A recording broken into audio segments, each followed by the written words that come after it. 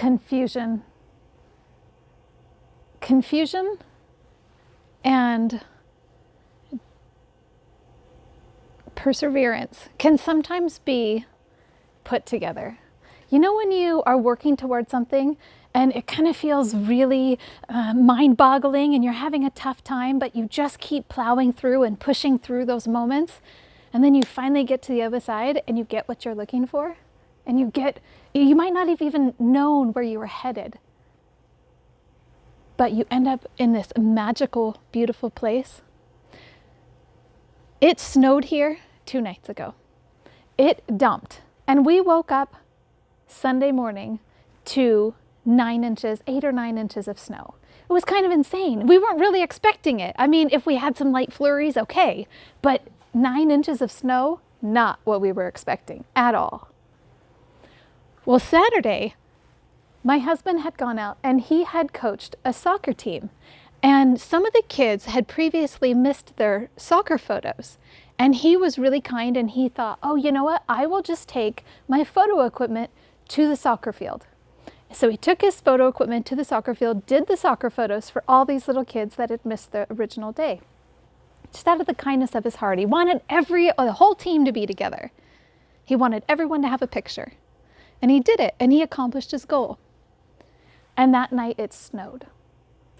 And then Sunday evening, about 6 o'clock, the sun was down. It was pitch black outside. And my husband all of a sudden got really ticked off. He had this realization that there was a piece, this little tiny box, that he had lost.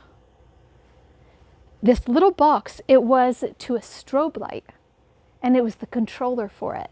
And he couldn't find it. He searched everything.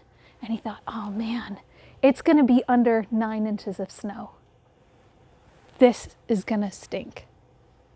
But he thought, you know what, I'm just going to go back and I'm going to look for it. And he went back to the soccer field, and him and my 8-year-old, they walked the soccer field for about 15 minutes in the freezing cold, dark evening air. And he was upset. He was really bummed. He really wanted to find this box, and he looked it up to see if he could buy another one. He spent $180 on the first one. And now to buy a replacement that he wasn't even sure would work with the original technology was now $250. He was ticked. But he went out there and he put in his due diligence and he walked that field. And there were a few spots where the snow had melted, so he really, really searched those spots. And he couldn't find it. And he called me and he said, I'm so frustrated. I've been out here for 15 minutes. I'm freezing cold. My feet are wet now. And I can't find this. And now it's going to cost me $250. But he didn't give up. And as he was walking back to the car, he spotted something right by the fence. There was a little trash bag that had been tied to the fence, a little plastic trash bag.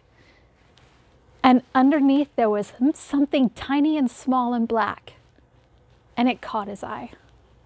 And he reached down, and there, right there by the fence, underneath the trash bag, so it wasn't even snowed on, was the little black box.